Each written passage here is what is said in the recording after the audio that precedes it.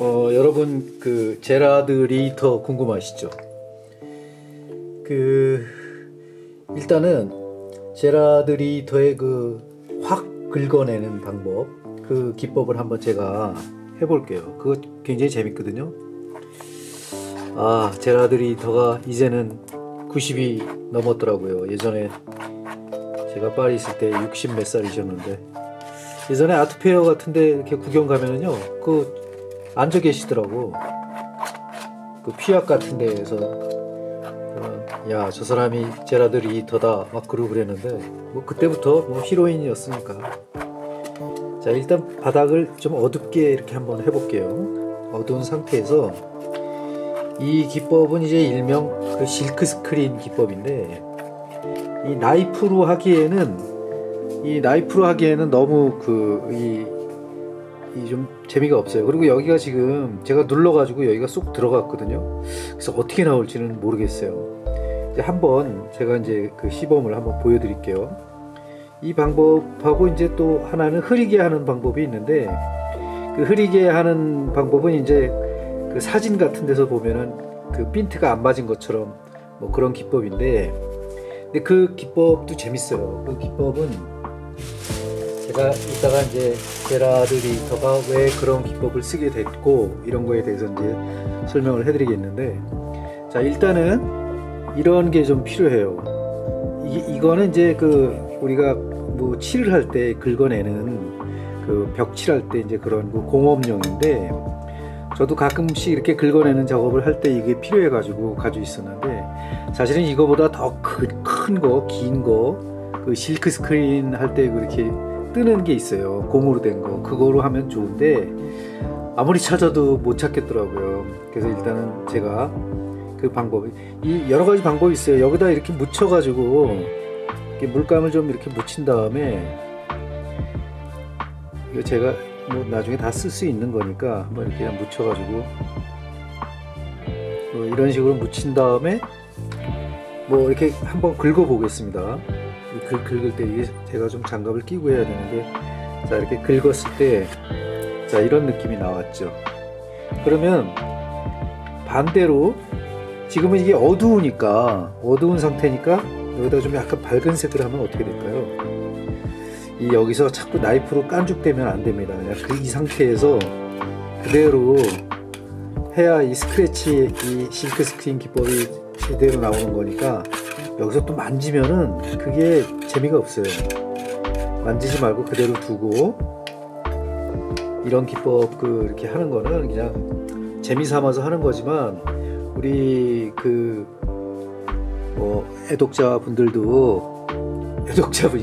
구독자분들도 보면은 재밌을 거예요. 왜냐면 이거 미술을 안 해도 이런 방법을 좀 알면은 가면은 저렇게 한 거였어? 이런 그게 오거든. 지금은 굳이 여기 있는 거 닦지 않고 그냥 하겠습니다. 이 상태에서 이제 물감을 이제 좀 여기 앞면이 좀 너무 저거 하니까 이 뒷면을 이용할게요. 물감을 여기다 이렇게 한번 짜볼게요. 이런 식으로. 자, 이제 그다음에 블루톤도 좀 짜고, 이런 식으로 좀 짜서 짜봤어요. 또 메시지가 막 오네. 저도 이제 좀 이렇게 좀 즐겁게 좀 해보려고 하는데, 이렇게 짬을 내 가지고 하는 거고, 그다음에 여기다 이제 노란색도 이렇게 한번 하고, 이게 계속 아까 했던 식으로 이제 긁어가는 기법이기 때문에 별로 이렇게 너무 신중을 기한다거나 그럴 필요는 없어요. 그 대신 완샷으로 가야 돼요. 괜히 그냥 또 해서 멈칫멈칫하고 그러면 재미없거든. 자, 이런 식으로 해가지고, 자, 한 번 더 가겠습니다. 이제 반대쪽으로 크로스해서 갈까요? 자, 이쪽에서 묻혀가지고, 아이고, 자, 이렇게 갔어요. 이런 식으로 해서 이제 여러 번 만약에 이렇게 가게 되면은 느낌이 이제 다른 느낌이 이제 나오는 거예요. 자, 여기서부터 이제 더 밝게 해주겠다 싶으면은 지금 물감을 좀 가져오겠습니다. 일단은 좀 끄고, 이거 하는 거 보고 뭐 저게 뭐래 하시는 분들도 있지만은, 이게 이런 방법을 통해 가지고 계속 이렇게 실크 스크린 뜨듯이 이렇게 쫙쫙 이렇게 물감을 짜 가지고 하는 방법을 그 리히터는 쓰고 있어요. 아주 큰 작업할 때 그런 사진은 내가 딴 데서 이렇게 찾아가지고 이따가 보여드릴 텐데, 이거는 이제 유화 물감이잖아요. 아크릴 물감도 가능하다고. 근데 제가 아크릴 물감을 안 쓰니까 지금 유화 물감 가지고 이렇게 하고 있는데, 이번에 스크래치를 또 반대편으로 할 거야, 아니면 이쪽으로 내볼 거야. 뭐 하여튼 그런 거 이제 결정을 해서 하는 거고, 뭐 이렇게 해가지고 이렇게 문지르 한다거나, 여기서 또 이렇게 한다거나. 자, 많이 좀 아까보다 달라졌죠? 그러니까 이런 그 스크래치를 내서 하는 방법, 이게 이제 바로 이제 리히터가 즐겨 쓰는 방법이에요. 이런 방법을 많이 쓰면은 어떤 식의 결과가 오냐면은, 우연히 지나가면서 속력에 의해 가지고 스크래치가 나면서 또 물감이 펴지면서 나는 이제 기법들이 나오는 거죠. 자, 이 기법을 같이 한번 해봤으니까 이제 리히터에 대해서 한번 제가 이따 밤에 이제 편집을 할 건데, 오늘은 리히터 저랑 공부 한번 하시죠. 이제 리히터도 하고, 우리 그 금색이 최고 화가라는 뭐 프란시스 베이컨, 루시안 프로이드, 데이비드 호크니 이런 수업 계속 할 거예요. 여러분들 즐거우셨으면 구독과 좋아요 눌러주셔야 돼요.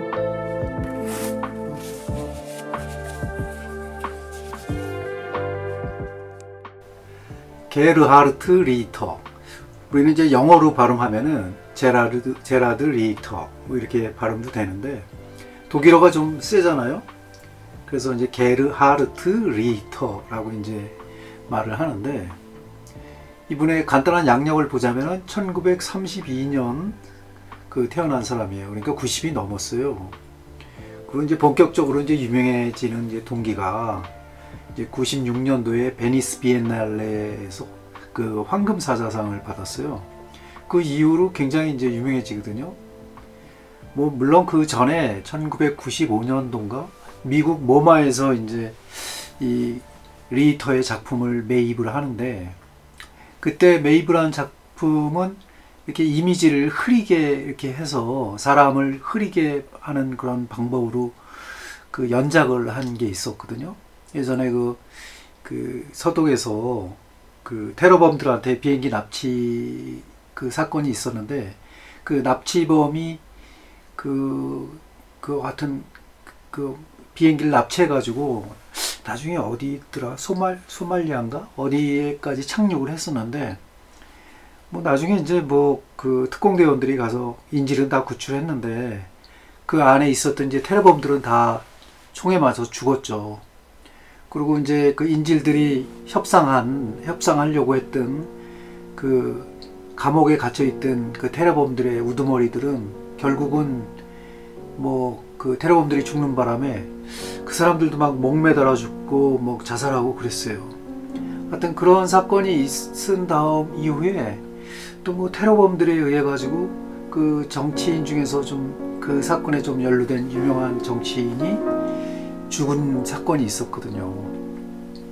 그때 이제 이 게르하르트 리히터가 그 사건을 주제로 한 그 연작을 했었어요. 신문에 난 사진 뭐 이런 거를 이제 보고 베끼면서 이제 그 연작을 했었는데, 그 연작이 아무튼 그 미국의 뉴욕의 모마에서 그 매입을 하면서 그때 당시에 300만 불에 매입을 했거든요. 그래서 그런 사건이 있고 난 다음서부터 아주 본격적으로 더 유명해졌는데, 아무튼 현재까지 90세를 넘은 나이인데도 작업을 하고 계시는, 어떻게 생각하면 베니스 비엔날레의 히로인이라 베니스 비엔날레 작가라고 할 만큼 유명한 사람인데, 뭐 잠깐 리히터의 태어난 배경이나 이런 거를 잠깐만 살펴보면 좀 가족사가 좀 특이한 사람 중에 한 명이에요. 리히터는 이제 원래 그 동독 출신인데요. 그 그 동독에서 이제 그 집안이 뭐 독일 나치에 뭐 무슨 협조한 그런 장인이 계셨는데, 뭐 이런저런 그 특이한 이력이 좀 있었고, 또 이제 이모 마리안느하고 아주 친하게 지냈는데, 이제 성업고를 이제 거기서 다니면서 이제 결혼까지 했어요. 결혼까지 하면서 이제 그쪽에서 이제 결혼하기 전에 그 드레스덴 미술과를 졸업을 했죠. 거기를 다니다가 1961년, 그러니까 이게 계산을 해보니까 29살 때네요. 29살 때 그의 아내하고 이제 서독으로 이제 도망치거든요. 이 서독으로 도망치는 게 뭐 쉽지는 않았던 시절이었죠. 그때는 1961년도에는. 그래서 이제 그때 이제 뭐 그 20대에 그렸던 그림들 대부분을 이제 동독에 두고 왔는데, 그게 어떻게 되는지는 뭐 어떻게 모르죠. 하지만 이제 그때 대부분의 뭐 그 작품들은 많이 태우고 왔다고는 하는데, 그래도 많이 남겼던 것 같아요. 뭐 그렇게 해서 이제 디셀도르프에서 이제 안착을 하는데, 그 디셀도르프에서 말하자면은 그쪽에 다시 또 이제 아카데미를 들어간다고. 그 아카데미 들어가면서 이제 그 서구 미술, 진짜 그 동독에서 생각하지도 못했던 이 현대 미술, 그러니까 자본주의 미술에 대해서 눈을 뜨게 되는 건데요. 그때 이제 그 어떤 공부한 게 말하자면은 그 이 자본주의 미술, 그 30대 그 나이에는 이제 리얼리즘을 이제 추구했었죠. 그 리얼리즘도 이제 말하자면 이 사회주의에서의 리얼리즘은 그 뭐 정치색이 강하잖아요. 뭐 그런 그 이 현실 표현을 추구하는 거죠. 이제 사회주의 미술에서는. 그러니까 뭐 추상이나 미학이나 이런 거는 전혀 배제된 상태에서 그려지는 거죠. 그 우리나라도 지금 뭐 남북으로 갈라져 있어 가지고 이북에 그 거주하는 작가들은 거의 리얼리즘 사회주의 미술을 하고 있죠. 그러니까 정치색이 완연한 그런 미술을 하고 있는 건데, 이제 리히터가 이제 서독으로 도망을 갔으니까 그 도망쳐서 처음 이제 접한 게 이제 자본주의의 리얼리즘인데, 그래서 자기네들끼리 그 세 명이서 어떤 뭐라고 하냐면 그거를 그룹을 만들어요.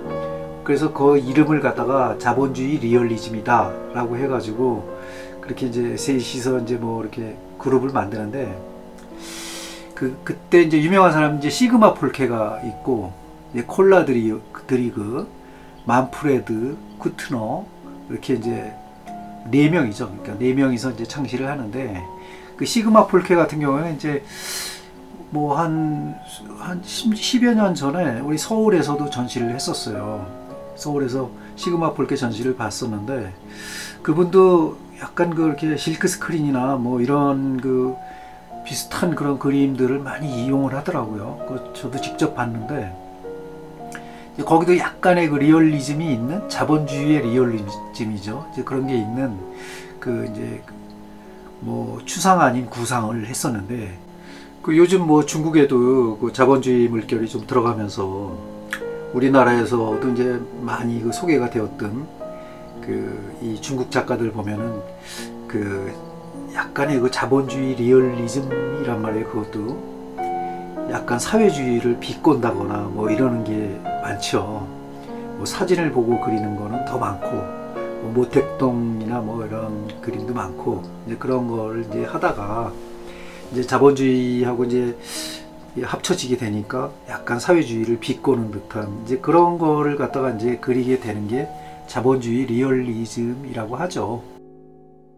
그 리히터의 대표작들을 보면은 이 인물화가 꽤 있어요. 그 인물화를 보면은 그 인물화를 명쾌하게 그리지 않고 약간 흐릿하게 그리는데, 그 경계선을 완전히 무너뜨려가지고 뭐 이렇게 붓칠을 나중에 그 뭐 일본 말로는 복가시라고 그러는데 복가시를 한다거나 해가지고 흐리게 만들어주는 거죠. 근데 제가 이제 며칠 전에 그 스푸마토 기법, 다빈치가 쓰던 스푸마토 기법을 설명을 하면서 그 흐리게 만든다 뭐 이런 거를 했었는데, 이 현대에 들어와서 그 방법을 가장 적절하게 쓰는 사람이 리히터예요. 그래서 제가 이 수업을 하려고 하는 거죠.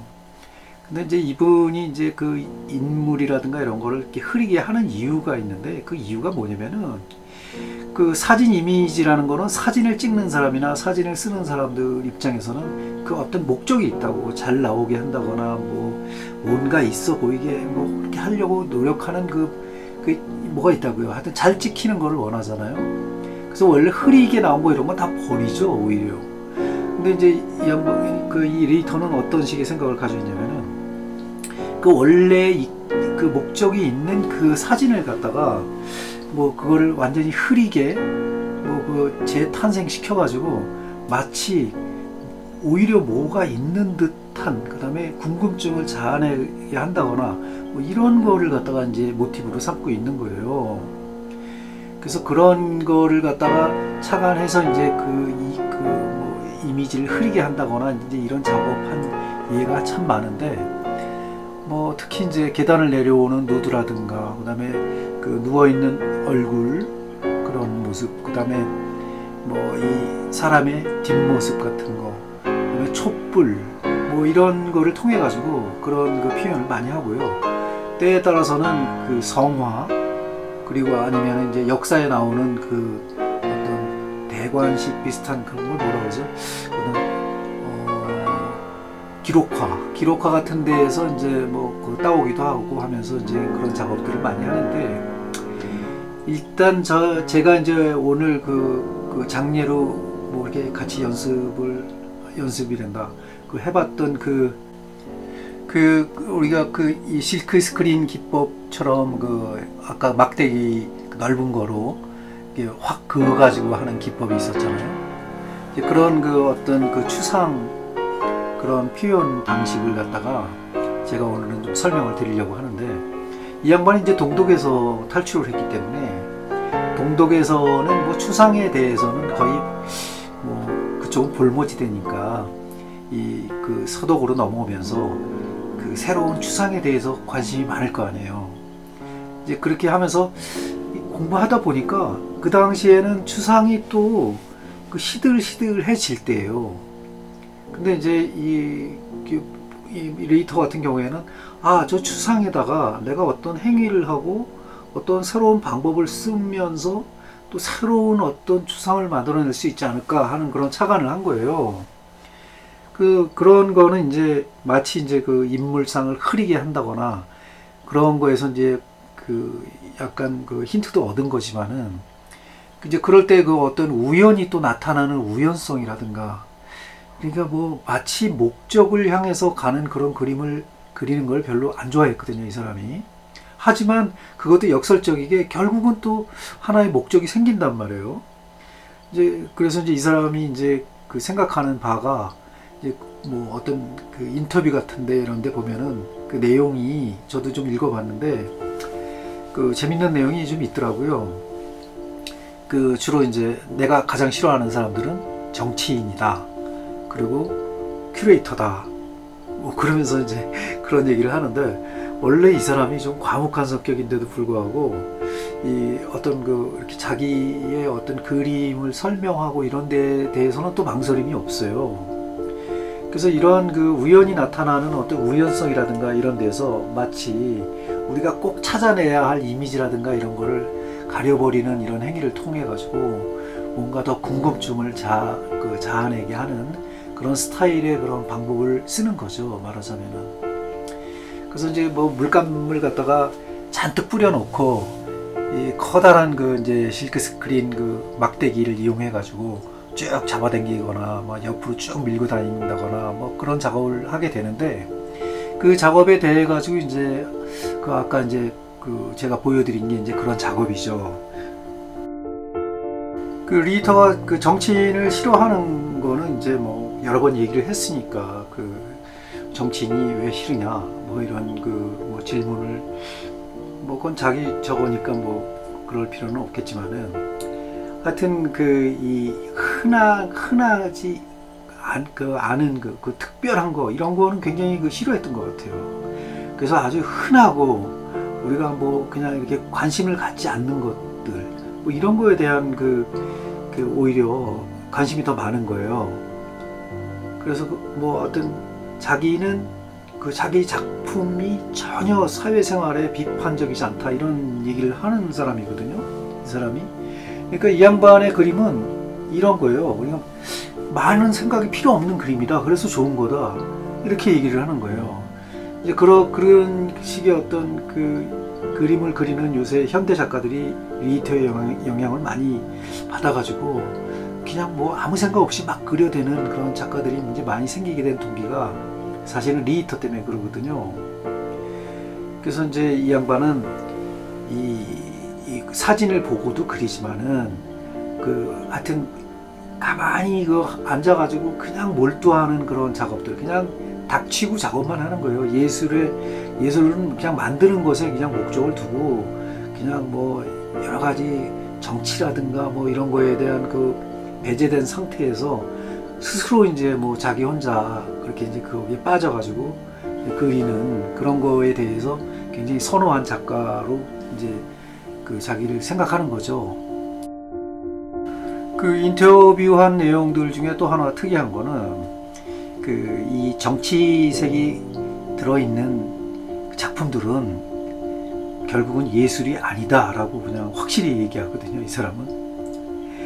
그래서 이 좋은 의도는 맞지만은 뭐 그거는 예술은 아니다 뭐 이렇게 과감히 얘기하는 사람 중에 또 하나예요. 그래서 이 사람은 이제 자기가 뭐 이런 하는 행동에 대해 가지고 지금 당장 뭐를 원하지는 않지만은 뭐 이렇게 생각하는 거예요. 만약에 범죄가 없다거나 이 세상에 그렇다면은 우리가 유토피아에 대해서 생각할 필요가 없는 거 아닌가? 뭐 이런 거 그런 거로 인해 가지고 뭐 자기는 그냥 어떤 이렇게 뭔가 하고 있다는 그 자체가 어떤 미래에 대한 희망, 의미, 뭐 이상 뭐 이런 게 좀 자연스럽게 형성되는 거 아닌가? 뭐 이런 생각을 갖는 것 같아요. 그래서 이제 어떤 이 회화적인 요소에서 뭐 사진을 이용한다거나 뭐 여러 가지 디테일 같은 거를 갖다가 뭐 아주 그냥 엄청나게 디테일을 파고든다거나 이런 거를 갖다가 오히려 더 사라지게 하면서도 더 의미를 부여하는 거는 그냥 자연에 맡기겠다 뭐 이런 상태를 얘기하는 거거든요. 예전에 이제 제가 리히터를 뭐 잠시 이제 책도 보고 뭐 이런 거를 공부할 때 보니까 이 풍경도 많이 그렸어요. 근데 풍경도 그리는데 우리는 보통 풍경화를 그린다거나 풍경을 대하는 작가들의 태도는 어떤 목가적이고 자연스럽고 뭐 그런 거를 많이 따지거든요. 환경이라든가 이런 거. 근데 이 사람은 오히려 사람이 거쳐간 그런 인위적인 풍경, 그러니까 뭐 수로를 만들었다든가 뭐 논밭을 만들었다든가 뭐 이런 거는 다 사람들이 손을 탄 거잖아요. 뭐 그런 거에 대한 어떤 그런 풍경을 그리는 거를 갖다가 원해요. 그리고 그런 그림을 많이 그렸거든요. 그래서 이제 그런 거 보면은 좀 약간 뭐라 그럴까, 예전에 이제 어떤 유튜버님이 이제 하는 얘기를 나도 이제 들은 건데, 어디서 보셨는지는 모르지만은 동독에 살 때 이모가 이제 간호사였기 때문에, 이모가 이제 우리나라 따지면 이제 공무원격이죠. 이제 국가에서 일하는 간호사였으니까 거기에 보면 이제 정기적으로 간행물들이 많이 오는 모양이에요. 병원으로. 그러면 그거를 갖다가 이제 이모가 이제 자꾸 보내주는 거죠, 가족들한테. 그러면 이제 그런 걸 보고 어떤 사회가 어떻게 돌아간다던가 이제 이런 거를 이제 보는 건데, 근데 리히터는 나중에 동독으로 도망치고 나서도 그 잡지를 봤다고 그러더라고요, 계속. 그러니까 그런 데를 통해서 거기에 나오는 사진이라든가 그런 어떤 스토리 이런 걸 보면서 그냥 아무 생각 없이 그거가 그냥 어떤 스토리가 되는 거예요. 그래서 거기에 나오는 인물이라든가 이런 거를 그려가지고 또 그 이미지를 잘 그려서 흐리게 한다거나 회색 톤으로 한다거나 해서 발표를 하는데, 그렇게 해서 이제 만들어진 게 뉴욕 모마의 팔은 300만 불을 받은 그 작품 연작이 이제 말하자면 어떤 범죄 어떤 신문 기사라든가 그때 사건을 토대로 한 그런 이제 작품을 거기다가 이제 만들어서 이제 그 연작을 한 거죠. 그 사진을 보고 이제 그릴 때 그 사진에 나타나는 사건 사고에는 이제 뭐 사람들, 죽은 사람들, 뭐 그런 사람들을 그 이미지를 차용해 가지고 이제 그리는데, 이제 이 사람 이제 말이 그래요. 이 리터가 한 말이, 그 아무리 그 목을 메고 총을 맞고 그런 죽은 사람들도 그려놓은 다음에 그냥 자기가 그 어떤 그 스푸마토 기법이라든가 이런 거로 해서 흐리게 한다거나 뭐 이렇게 쓸어버린다거나 하면은 그 느낌이 없어진단 말이에요. 그러면서 모호하게 말하자면은 멋져 보이는 거예요. 이 사람이 이제 그 동독에서 탈출해가지고 서독으로 와가지고 그때 이제 이 자본주의의 하이 클래스들이 좋아하던 그 추상이라든가 이런 걸 보고, 저런 건 괜히 멋져 보이는 거야, 이런 게 들어있듯이 그 어떤 나중에 작업을 할 때도 그런 생각을 갖지 않았나, 그런 생각을 저는 하게 돼요. 이거는 뭐 제 그 사견이지만은 그랬다는 생각이 좀 들고요. 아무튼 뭐 이 사람은 이제 뭐 전시회를 갖다가 파리에서도 하고 뭐 여러 군데서 이제 하면서 이제 많은 팬층을 거느리고 있는 그 이유 중에 하나도 일단 그 이미지의 모호함이 약간 신비주의를 불러일으키는 거는 맞는 것 같아요. 그리고 이 기법 면에서도 이 뭐라 그럴까, 우리가 그 유희라고 그러죠. 그 놀이, 마치 그 우리가 그 이 백드롭 하듯이, 그러니까 바탕 칠만에 그 몰두해도 그 재밌는 그런 뭐가 나오듯이 그런 걸 아무 생각 없이 하는 그런 거에 대해서 사람이 어렵지 않다. 미술이 그렇게 어렵지 않은 건데 뭐 조금만 설명을 해주면 이 사람은 그림을 눈치채는 거니까, 이제 그런 거에 대해서 그 상당히 어떤 컨셉을 그렇게 흔하면서도 대중적인 거로 잡아가지 않았나, 이런 생각을 하는 겁니다.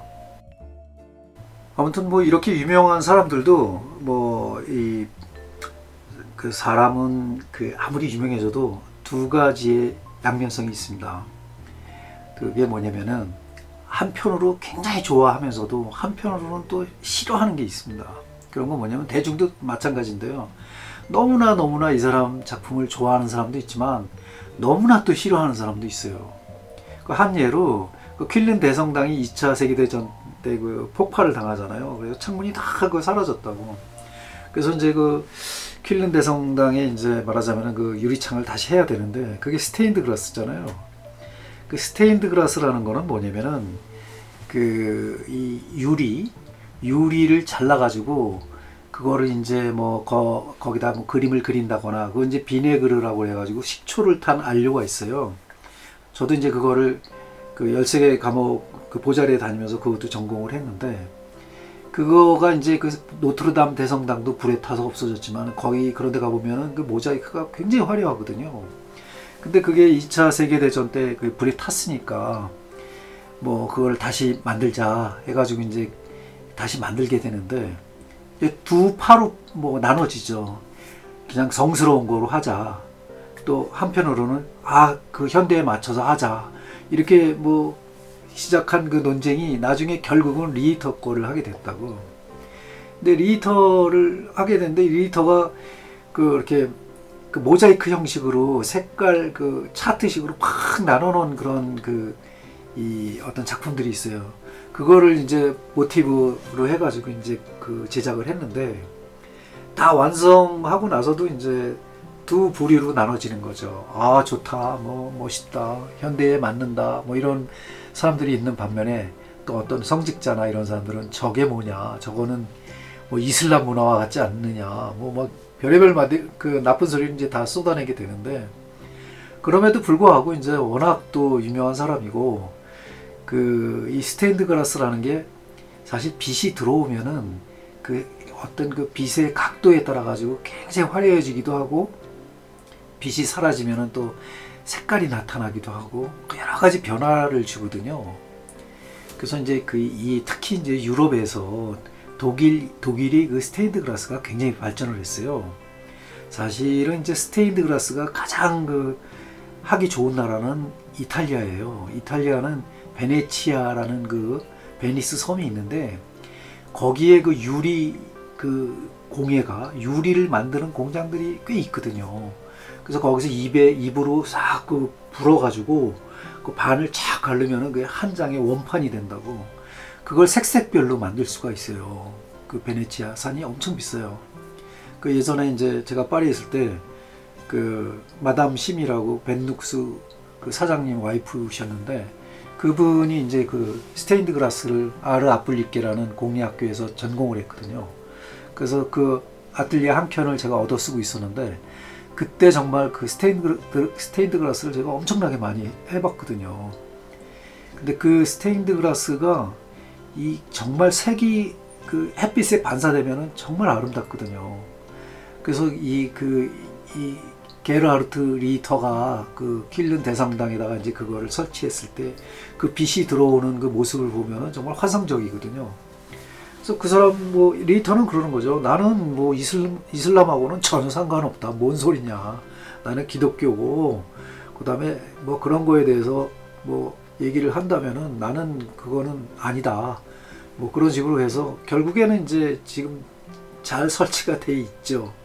뭐 그런 거라든가, 또 아니면은 이 그 색을 쫙 늘어지게 해가지고, 가령 뭐 이 위에 그 그림 보이는 그런 거 형태처럼 이렇게 쫙 늘어지게 해가지고 뭐 어떤 이미지를 싹 가려버린다거나, 우리가 연속성을 주게 되면은 옆으로 쓸어 버리듯이 연속성을 주면은 그 뒤에 있는 그 어떤 이미지는 싹 가려지는 거거든요. 이제 그런 걸 했을 때 저게 무슨 회화냐, 저게 뭐 그냥 저거는 뭐 이런 사람들도 있게 마련이거든요.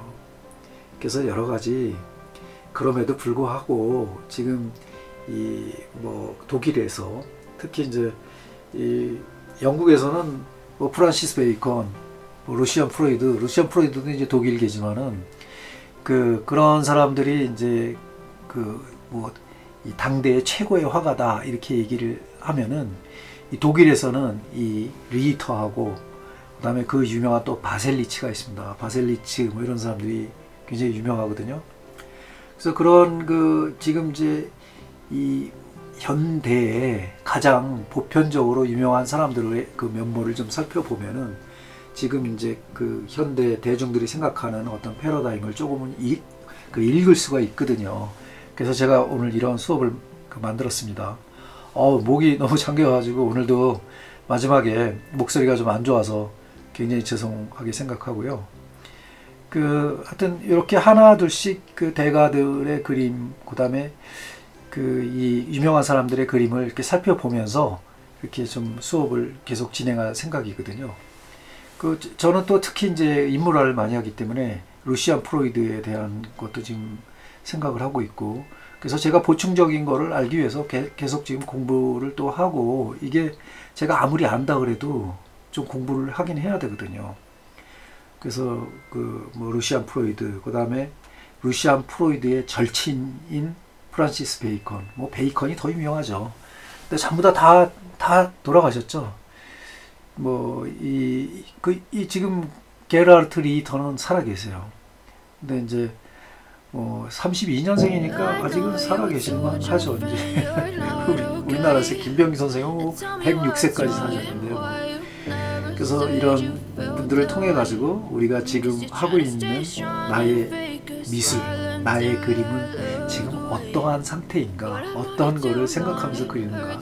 나 이런저런 거 다 귀찮아, 난 그냥 오로지 그릴래, 뭐 내가 좋아하는 거 그릴래, 이런 분들도 계시고 여러분들이 이제 계시니까, 그런 거에 대해서 저런 식으로 해서 저런 생각을 갖고 그림을 그리는 사람이 있구나 라고 이제 보시면 될 것 같아요. 아무튼 뭐 제가 목소리 상태가 안 좋은데도 불구하고 끝까지 들어주셔서 감사합니다.